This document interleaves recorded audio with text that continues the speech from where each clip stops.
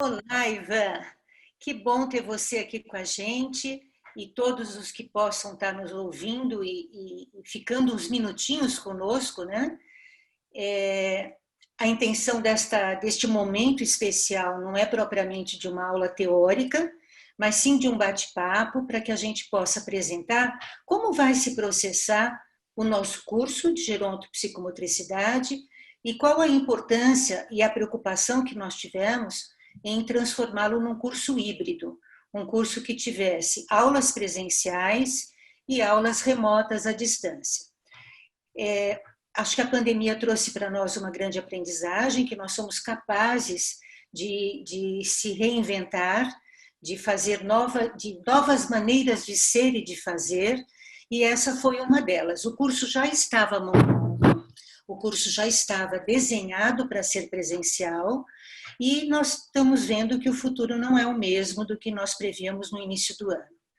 Então, pensando nisso, e diante da enorme necessidade que nós estamos sentindo da formação de profissionais que desejam, que queiram, que gostem de trabalhar com gente, em especial com idosos, nós resolvemos lançar o curso e dar aqui 3 aulinhas online de introdução do curso, explicando como ele vai funcionar e até, no teu caso, junto ao próprio público idoso, né?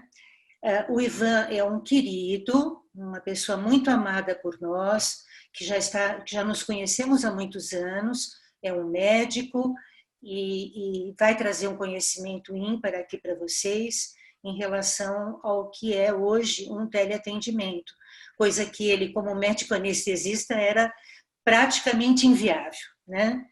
E hoje ele vai, através de algumas questões que nós vamos formular, dar um panorama para nós de como é esse mercado novo que se apresenta junto a uma população idosa, em especial com esta nova maneira de se relacionar, uma maneira de se relacionar à distância, que muitas vezes a gente acredita não ser afetiva, né? Porque não tem o toque, não tem o calor e não tem a presença.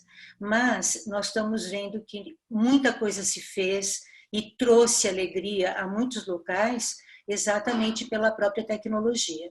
Então, vamos aproveitar o que a tecnologia nos traz de bom. Então, Ivan, muito obrigado, meu querido, de você ter aceitado esse desafio aqui nosso, de bater esse papinho, de falar um pouquinho sobre idoso. Eu acho que o curso tem o privilégio de contar com você com uma das disciplinas, que é fármacos na gerontopsicomotricidade, que vai acontecer lá para meados do curso, mas independente disso, a sua amizade, o seu carinho para conosco e a sua ética profissional, a sua postura da vida toda nos faz dizer que esse vai ser um momento precioso. Você quer se apresentar, Ivan, por favor? Bom, é um prazer estar aqui com vocês, compartilhando um pouquinho desse conhecimento. E é claro que a gente vai ter o privilégio de conversar durante o nosso curso sobre como é que a gente faz a interação das medicações com o idoso, porque no idoso é diferente, tudo muda ali, né? Tem algumas particularidades, mas isso a gente vai conversar depois. Hoje, nós vamos conversar um pouquinho sobre quem é o idoso no Brasil, né? E trazer um pouquinho, queria compartilhar com vocês até um pouquinho da minha experiência sobre teleatendimento, como isso tem sido, como isso era para mim, e confesso que eu tinha algumas barreiras e preocupações. Será que eu vou conseguir atender isso com qualidade? Mas eu estou aqui à sua disposição e vamos bater um papo. Ivan, você sabe que como que a gente muda, né, na vida, como as nossas verdades ficam ultrapassadas. É verdade. Eu fui uma pessoa, e até bem pouco tempo, extremamente radical, que jamais, psicomotricidade online, nunca, Uhum. inconcebível. Nós temos até uma entidade de classe, que é a Associação Brasileira de Psicomotricidade, que no ano passado mesmo fez uma campanha imensa contra os cursos online, Uhum. porque é inconcebível. A psicomotricidade é a relação corporal, é o corpo a corpo, é o toque, é o estar em vivências corporais, em movimento. Como em frente a uma tela você consegue passar atividade. Então, eu fui a primeira a dizer que eu nunca ia fazer isso. Uhum. Eu nunca gritando. para ver como nós não somos nada, né? O Cortella fala que nós somos umas poeirinhas. Nós Aham. somos umas poeirinhas nesse universo, porque tudo nos faz mudar. É Então, verdade. o primeiro desafio online era uma telechamada de um WhatsApp para os meus netos. Aham. Aquilo era um grande desafio, né? Até eu fazer uma telechamada, não, eu quero presencial. Depois eu me conformei que agradeça a Deus que você tem uma telechamada com seus netos, porque Verdade. eles não podiam chegar perto. É verdade. Aí aconteceu as aulas, nós temos que parar o curso. Como que vai fazer? O aluno está do lado de lá e a disciplina é toda prática. Então, olha, tudo, não existe nada na vida que seja insubstituível, É né? verdade. Então, nós temos que ter assim um jogo de cintura e muita humildade de reconhecer a nossa pequenez. Então, Aham. você não é o único. Eu Aham. fui muito radical, que eu ia lutar, lutar, lutar, lutar para não fazer isso. Mas hoje eu estou aqui em frente a você e em frente ao pessoal todo para divulgar um curso, né? Então, veja Sim. como as coisas mudam. E olha que a gente tem o privilégio, quando é à distância, quando é esse online, de ter contato com pessoas que No normalmente, mundo todo. exatamente, tive privilégios de ter aula nesse primeiro semestre, durante o meu curso lá no doutorado, com pessoas, com profissionais ali, professores de Harvard, que se fosse para convidar eles para virem para o Brasil, para me dar essa aula, ou eu ir para lá, não ia ter essa aula. Então, Não, assim, sem a dúvida. gente começa a ter um contato com o universo que é muito enriquecedor. Se a gente Sem dúvida. transportar isso para a nossa realidade aqui, nós podemos levar um ensino de qualidade e também uma troca de ideias com pessoas que jamais teriam acesso se não fosse Sim. por outros meios. É um Verdade. E sem privilégio. contar na economia de recursos que você utiliza, né? Porque, Ah, por exemplo, trazer esse professor seu de Harvard, quanto não custaria? é inviável, já não ia acontecer. Exatamente. Então, isso aconteceu comigo também. A gente tentou fazer a primeira live da vida dele, que foi Aham. com o professor Vítor da Fonseca, de Portugal, que é uma referência em psicomotricidade. Olha só. E olha, hoje o Brasil está tendo o privilégio de encontrá-lo aqui, coisa que ele nem mexia, ele nem tinha Facebook, ele nem tinha Instagram. Nós montamos tudo à distância para ele poder produzir essa live. Então, Nossa. veja, o mundo está mudando e nós temos que acompanhar essa mudança, né? Aham. Ivan, a minha primeira pergunta, na verdade, vai fazer parte da minha disciplina. Eu vou falar sobre o conceito de senilidade e sobre o envelhecimento em si, né, dentro do curso, fora todas as disciplinas técnicas de psicomotricidade. E essa primeira, nesse conceito de envelhecimento, fala um pouco do panorama mundial do envelhecimento. Então, como está hoje, né, o número de pessoas idosas que as populações estão abraçando. E no Brasil, em especial, que é um país jovem, que a gente tem uma população infantil muito grande, né? Nós estamos testemunhando um crescimento absurdo da longevidade populacional e também da qualidade nessa longevidade. Uhum. Até dando para a gente uma esperança muito bonita de uma mudança de paradigma, né? Porque o idoso sempre foi muito segregado. Uhum. Segregado na família, segregado na sociedade. E hoje são vários os locais onde você encontra um idoso na padaria, no balcão da padaria vendendo alguma coisa, uma idosa numa caixa de um supermercado, ou uma idosa num salão de beleza. Então, veja, até dentro do mercado de trabalho, o idoso está mostrando que ele tem experiência, maturidade e ele ainda é produtivo. Então, a Sim. minha pergunta é, para você, qual é o panorama que o Brasil apresenta dessa população em termos de quantidade, de perfil e de qualidade de vida mesmo, em termos de longevidade? Olha, é muito interessante quando a gente começa a olhar os números e analisar, inclusive, eles estão disponíveis para você, se quiser pesquisar, você que está ouvindo a gente, Uhum, no site do IBGE. E a gente exatamente. pode ver que nós temos hoje, acima dos 65 anos no Brasil, 28 milhões de brasileiros. vinte e É oito muita gente. milhões. É muita gente, é 13% da nossa população. e é uma população que ela tem envelhecido, né? Nós temos hoje um aumento de sobrevivência, de expectativa de vida em relação aos anos de 1940 de 30 anos. Quer dizer, a gente aumentou nossa expectativa em 30 anos. Tanto que isso justificou até uma reforma da nossa Previdência, porque tinha que mudar as contas, né? E nós temos, como você mesmo disse, nós temos pessoas economicamente ativas acima dos 80, porque eles não querem ficar em casa, eles querem fazer parte da mudança, eles querem ser produtivos, eles estão ativos, né? Eu tive o privilégio de trabalhar junto com um médico anestesista, o Dr. Emil Sader, que ele tinha, na época, 83 anos. Que coisa bonita. Ele ia para o centro cirúrgico, ele só ia na parte da manhã, à tarde ele ia para casa, depois do almoço, mas ele fazia questão de ir todo dia para o hospital, discutir anestesia com a gente, cuidava do paciente, e a gente ficava ali junto com ele, e eu pude usufruir do conhecimento e da história que ele contava. Então, assim, é uma coisa prática. A gente imagina muitas vezes o idoso, alguém realmente inválido, mas o fato é que nós temos uma população que tem envelhecido cada vez mais. Na minha prática diária, eu costumo anestesiar hoje pelo menos duas vezes por semana pacientes acima dos 80 anos. Olha, que maravilha! Para ver que não é raro, né? Para ver que eles estão aí, né? E a gente pensar... Algo inconcebível, né, Ivan, até muito tempo atrás, em relação a um idoso fazer uma cirurgia com 80 anos. Exato. A gente pode, se for relatar, se a gente voltar um pouquinho na história, lá pelos anos 50, 1950, um paciente acima de 60 anos, se tivesse uma patologia cirúrgica, muitas vezes era contraindicada a cirurgia por conta do risco pela idade. E hoje, hoje né? não. Hoje não. Esses pacientes, minha avó tem 93 anos, né?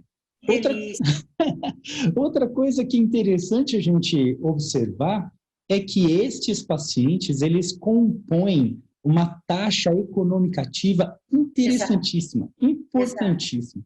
Né? Então, eles são bons consumidores. Eles são excelentes consumidores. Nós temos 50% de toda a classe média no Brasil acima, que compõe a terceira idade, que é acima dos 65 anos. Né? Então, são pacientes que chegam à terceira idade, pacientes economicamente privilegiados, que são, do ponto de vista educacional, cultural, mais privilegiados. Nós temos um panorama, se a gente olhar estatisticamente, até dentro do município de São Paulo, onde nós estamos, né, uma diferença de taxa de sobrevivência de bairro para bairro, né? Sendo que Moema é o bairro com a maior longevidade na cidade de São Paulo. É como um Copacabana no Rio, né? Exatamente, como um Copacabana no Rio. Então, nós temos realmente um público que tem vivido mais, que ele é ativo e que ele também ele tem uma qualidade de gasto e de vida e de consumo muito, muito interessante. As empresas estão cada vez mais de olho nesse tipo. É a geração prateada. É a geração prateada. Muito bom. Verdade. E tem um detalhe que eu queria acrescentar aí para você, é assim, eu sou de uma família onde a hereditariedade nos afetou. Então, todos meus tios morreram com menos de 50 anos. E eu tinha uma preocupação muito grande com a minha mãe, porque os irmãos, todos os 9 irmãos, com menos de 50 anos, minha avó, a mãe dela, foi embora com 49. Então, eu falei, bom, vamos durar pouco, né? É genético, vamos durar pouco. Mas você sabe que eu tive uma preocupação muito grande com a qualidade de vida da minha mãe. E ela conseguiu chegar aos seus 85 anos. Uau. Então, eu acho que isso é o que você planta. Você planta uma qualidade de vida também dos seus bons hábitos, você tem uma longevidade. Eu vejo isso na minha sogra, que tem 95. Uau! tem 95 anos. Aham, E é uma mulher batalhadora, trabalhadora a vida toda, passou por milhões de problemas, cirurgias e câncer, inclusive, e aham, dá lição diárias de vida para nós. aham. Então, a gente planta muito, a gente colhe muito o que planta. Então, É depende verdade. muito dos hábitos diários. O que você acha disso? Eu acho que eu vou levantar agora e começar a fazer exercício neste minuto. Tenha vergonha, né, Ivan? Não, mas realmente é fato, é bem interessante que nós temos tido cada vez mais uma qualidade do envelhecimento, essa preocupação que ela vem de alguns anos, né? Dessa geração saúde, de se cuidar melhor, de se alimentar melhor, e a gente começa a ver os frutos disso agora, depois de alguns anos dos profetas falando para todo mundo, façam Exato. exercício. Agora, é fato também que as pessoas, depois de uma certa idade, elas são, de certa forma, incapazes de executar exercícios sem uma orientação adequada, Com direcionada, certeza. Está né? aí o objetivo maior do nosso curso e da nossa capacitação. Eu brinco, não sei se eu estou correta ou não, mas você, como médico, vai me julgar, que o cuidador não é um formador, não é Uhum, alguém que intervém num programa de qualidade para o idoso. Porque o uhum, cuidador vai na casa do idoso, ele alimenta o idoso, ele dá banho, ele dá os remédios, ele deixa a casinha limpa e ele vai embora. Ou uhum, ele vai para dormir com o idoso e tal. Esse cuidador também precisa ser cuidado. sim. Então, o nosso curso visa isso, formar profissionais para intervir em programas de qualidade junto ao idoso e aos cuidadores, que muitas Sim, vezes não sabem o que fazer. uhum, Eles sim. enfrentam ou a demência, ou a agressividade, ou a depressão, e muitas vezes, e infelizmente na mídia mostra isso, casos patéticos e violentos de cuidadores com idosos. Uhum, Então, eu acho que nós temos que dar atenção ao idoso, com bons sim, programas de intervenção, e ao cuidador, principalmente sim, para aquele idoso são que precisa de um cuidador. E muitas sim. vezes, Ivan, o cuidador é alguém da família, e a Uhum, família toda fica adoecida, a uhum. família toda fica afetada, porque o desgaste é muito grande. Eu queria até fazer uma pergunta aqui, né? Porque nós temos o indivíduo que ele começa a trabalhar e quando a gente é jovem, a gente tem saúde para dar e vender, nada dói, come qualquer coisa, não dorme e tudo funciona. Mas depois dos 25 anos, né, as coisas começam a complicar um pouquinho mais. E aí a gente tem um grande problema. Estamos diante de uma geração que, por causa das medicações e por causa das orientações e dos cuidados, acaba vivendo mais.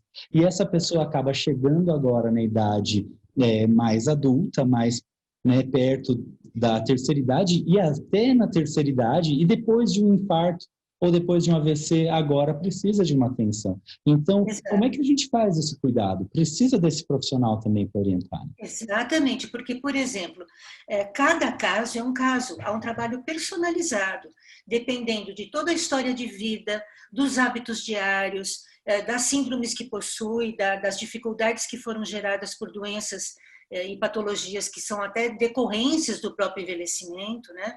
Uhum. Então, esse profissional, ele precisa estar muito bem orientado e paramentado para fazer programas específicos. Não é Uhum. um grupo simplesmente de idoso que vai lá dançar, fazer artesanato. Não, não é só isso. É cada caso ter o seu programa de atividade bem elaborado por alguém que entenda de envelhecimento, que entende de velhice. Né? Não Isso. é a mesma coisa que cuidar de uma criança. Não, E idoso não quer ser tratado como criança. não. Uhum. Muitas vezes é tratado como criança e ele não quer, Sim. porque ele não quer ser dependente, ele é, né? Ele Aham. não tem autonomia nenhuma e quer ter. Ele Uhum. é rebelde, né? Aham. Muito rebelde, e o caráter da gente, quando a gente envelhece, as nossas virtudes desaparecem e os defeitos aparecem todos. Então, é um panorama preto e branco, nós Aham. temos que melhorar. Uhum. Então, o objetivo do curso faz exatamente esse percurso. O que Aham. eu me instrumentalizo para lidar com cada idoso na caixinha que ele vem, né? Com a Sim. historinha que ele se apresenta. Isso é muito importante e é um dos critérios de um bom profissional, né, Ivan? A Aham. individualidade, a personalização no atendimento, Perfeito, concordo. tá? Demais. Agora me fala sobre atender pelo computador. Como se processa isso junto ao idoso? Porque veja, eu, como idosa, tenho 1000 dificuldades. Não conheço todos os APs, não conheço todos os programas, nada para mim funciona, eu perco arquivo pra caramba, eu não consigo conectar, e Aham. aí eu dou trabalho para os meus filhos.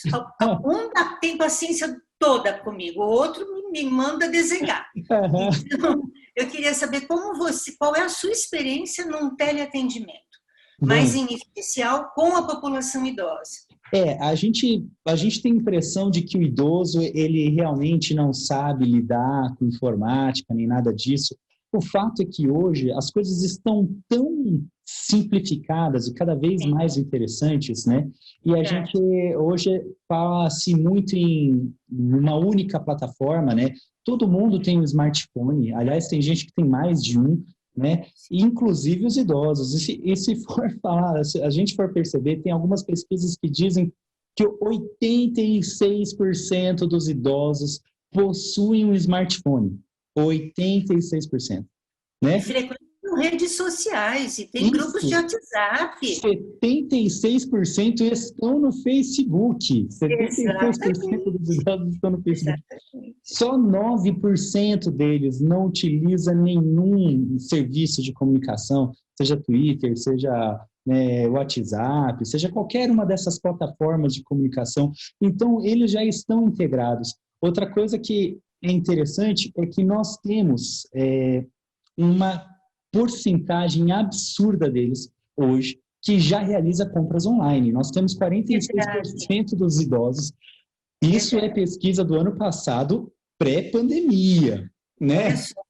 Agora a gente Imaginou o pós? Aham. imagina o pós, agora Corner Shop e outras aí, Foods da vida e outras que fazem entrega domiciliar de tudo isso, né? O que Uhum. tem de dificuldade é que, isso a gente acha em pesquisa também, é que muitas vezes o idoso ele tem dificuldade de memorizar a sequência da, do que ele tem que fazer dentro do aplicativo.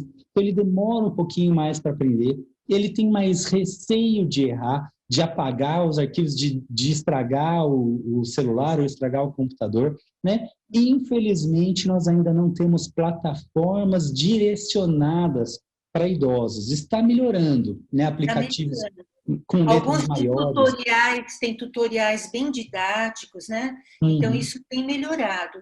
E uhum, também esse acesso à tecnologia, eu acho que está se dando pelos netos, né? Então, uhum, a casa ficou todo mundo ligado em algum aparelho, então, até para não se excluir da própria uhum. família, ele se integra, né? Ele se Isso. integra dentro desse grupo virtual que a família se transformou.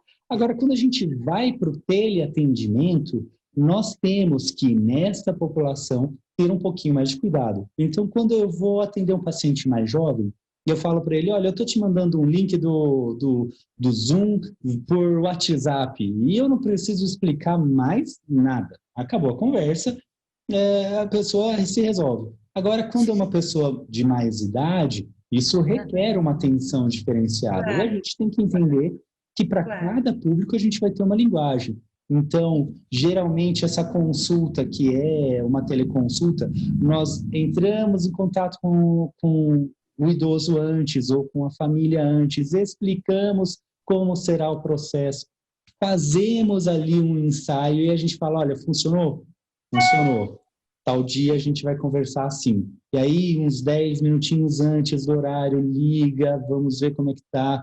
E tem que ter uma assistência, mas isso não é para todo mundo. Tem alguns idosos que realmente vão muito, muito à frente disso e que são extremamente independentes. Como a gente conversou, a maior parte dos idosos, a gente tem que lembrar isso, eles são pessoas que chegam à terceira idade, são pessoas economicamente privilegiadas e que com um grau de estudo mais avantajado. Então, isso facilita um pouco o intermédio. E tem também um detalhe no teleatendimento, eu acho que você vai concordar comigo que a medicina também é isso, tem uma grande escutatória. Então, Sim, é a oportunidade do idoso tem de contar, de falar.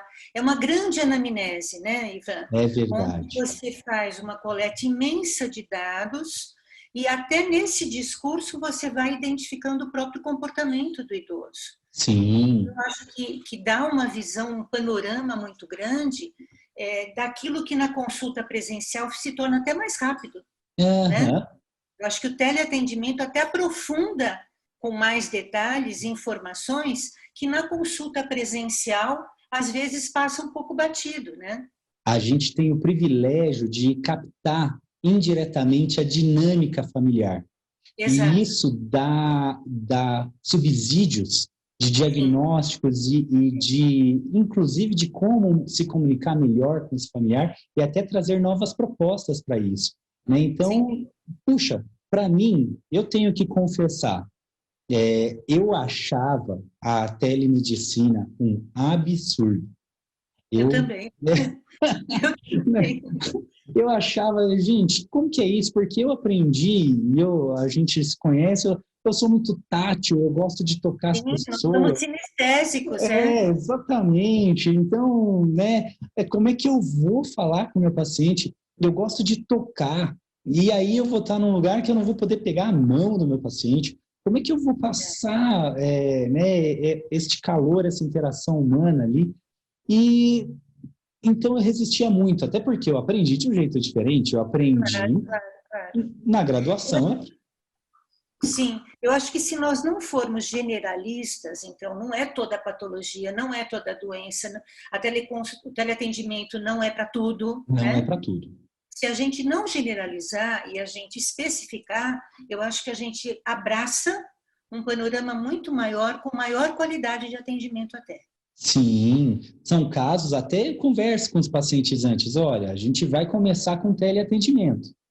Uhum. Pode ser que a gente precise ir para presencial, dependendo do caso. Aí, olha, chegamos no nosso limite. Mas essa parte da inquirição, da anamnese, da orientação, nós Sim, ganhamos muito. E não só o paciente, a gente também. Porque eu sim, estou num ambiente que é o meu conforto. Eu estou num lugar que é a minha zona de conforto. Eu estou num lugar claro. dominado, com a minha cafeteira aqui do lado, né, com a aguinha. Então, a gente vai conversando com muito mais tranquilidade. Então, E eu acho também, Ivan, não sei se é uma dúvida minha, mas eu acho que o teleatendimento promove a possibilidade de você poder, além da escuta, que é muito precioso, de você poder fazer maior prevenção, dar mais orientação de prevenção e cuidar mais da saúde e não da doença, aham, né? sim, Porque lamentavelmente a missão de Aristóteles não foi cumprida, né? Porque é. a medicina não é para cuidar da doença, é para cuidar da saúde. Não, é exato. Eu concordo Eu acho que plenamente. o teleatendimento talvez promova até mais um sistema de prevenção de saúde do que propriamente o que vem ocorrendo, que é o cuidado eterno com a doença. Sim, então a gente vai ter, perfeito, a gente vai ter uma oportunidade de conversar com mais qualidade, vendo melhor o paciente, né, com mais tempo, porque você pega um paciente mais descansado, que não ficou Exato. esperando na recepção, que não fica 3 horas lá, quando chega ele já está exausto, bexiga cheia, com fome, me atende rápido porque eu quero ir embora para casa, né? Então, você consegue uma qualidade de conversa muito melhor, a gente está mais descansado, quer dizer, há uma interação humana com maior qualidade. Ah, é igual? Não, não é igual. É diferente, Mas não é pior, não é pior, não é é só pior. diferente. Exatamente. E abrem possibilidades que a gente não tem, por exemplo, se parar para pensar que para que eu tenha um atendimento médico especializado em, sei lá, em Quixeramobim da Serra, né? Imaginou quanto que isso é importante? Exatamente, Levar para o pessoalmente, sertão esse atendimento. exato. E aí, então a gente consegue levar um atendimento de qualidade sem fronteiras, sem barreiras. É claro que isso impõe para a gente algumas limitações técnicas. A Certo. primeira limitação que a gente tem é de não poder tocar o paciente e sentir o paciente, mas eu vou te dizer que isto está perto de um fim. Já existem soluções em andamento e sendo testadas em alguns países.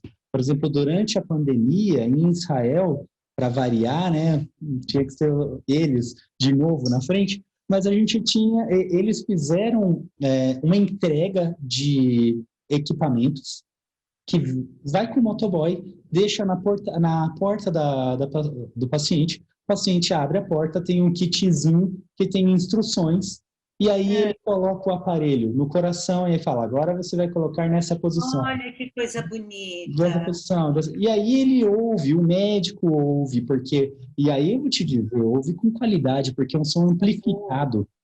Uhum. É um som amplificado, Ah, então... quando o Brasil crescer, ele tem que ser assim, né? Quando ele Ah, nossa, é o sonho. Né? Consegue olhar a garganta, consegue olhar nariz, consegue. Então você consegue uma série de. Já incrementa. E aí eles conseguiram avaliar pacientes idosos para não ter que tirar eles de casa. Então, mede Foi. pressão, temperatura, tudo isso. E conseguia deixar medicamentos lá. Então, nós estamos. Já existem soluções. As Sim, soluções estão aí.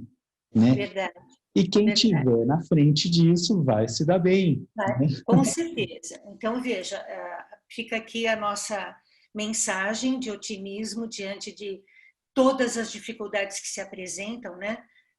Essa semana mesmo alguém me perguntou assim, eu recebi um vídeo como esse que a gente compartilha no WhatsApp, e o vídeo falava de felicidade. E aí é uma grande amiga que está passando um momento um pouquinho difícil, e ela perguntou, o que é felicidade para você? E eu falei, é tão difícil definir, mas é tão fácil também. Eu, a cada dia que passo, eu peço menos e agradeço mais, e eu dou mais do que eu recebo. Então, para mim, é estar bem comigo mesmo, né? E se eu faço isso, eu me sinto feliz, me basta isso. Uhum. E eu acho que se os profissionais pensarem um pouquinho em se capacitar, em oferecer o que tem de melhor, mas oferecer com qualidade, o mundo vai ficando melhor. Então, acho que a Uhum. pandemia veio trazer algo positivo, um ensinamento aí entre nós, que ou a gente muda, né, Ivan, ou a gente Uhum. não vai ter um mundo para os nossos filhos. Sim, Precisa se cuidar de tomar novas iniciativas e preservar o planeta, cuidar dos idosos, permitir a infância ser vivida, porque a uhum. infância está quase que sendo destruída, né? Uhum. E a gente fica muito preocupado, porque nós não somos eternos. Não. Então, tudo que a gente fizer aqui, quem vai pagar e quem vai receber são os nossos filhos. Então, é muito importante que a gente faça o bem, como você, que é um Uhum. grande missionário que faz coisas muito lindas para nós. É isso, privilégio. Tá bom, Ivan? Agora você vai dar um outro exemplinho, depois a gente vai emendar junto com esse videozinho aqui, um teleatendimento seu, para a gente mostrar para os nossos alunos que as nossas aulas podem não ser presenciais, mas elas vão ser pessoais e Com muito certeza. efetivas. Muito bom. É isso aí. Vou mandar então. A única coisa que eu queria lembrar para vocês é que fiquem de olho no que está acontecendo. É um mercado grande esse de saúde para idosos. Nós temos um grupo de pessoas que buscam ativamente, diferente de jovens, soluções para a saúde, tanto corretivas quanto preventivas, né? E se você entender isso como uma oportunidade de mercado, você estará à frente, não passando dificuldades, mas mostrando para os outros e trazendo os outros para cima junto com você, de como se pode vencer neste mercado cada vez mais competitivo. Um exemplo, Verdade. então, para vocês agora, do nosso teleatendimento aqui, de uma paciente muito querida, que estava com uma queixa de dor. Oi, tudo bem, dona Antonieta? Como que a senhora está hoje? Olha, eu estou bem, graças a Deus estou bem, melhorei bastante, tomei todas as medicações que o senhor me receitou, Uhum. E, a minha dor diminuiu bastante. e a dor no joelho tá como hoje? Olha, pelo que estava antes, agora está bem melhor. Ah, Ainda me dói um pouquinho quando eu faço força, quando eu faço alguns exercícios, mas de resto, assim, eu melhorei bastante. certo. E em relação às medicações que está tomando para dor, continua igual ou mudou alguma coisa das medicações que estava tomando? Não, eu estou tomando as medicações que o senhor me receitou. Conseguiu, agendar fisioterapia para esse joelho ou não? Eu consegui, sim. Eu fiz algumas sessões, agora eu terminei as sessões, né? Que foram 10 sessões. E você foi então no cardiologista essa semana, lá no teu cardiologista, o que que ele falou em relação às medicações? Teve alguma mudança das medicações? Não. Não, não teve nenhuma. Por enquanto, mandou começar a continuar todas as medicações que eu estou tomando, o anticoagulante, todos eles.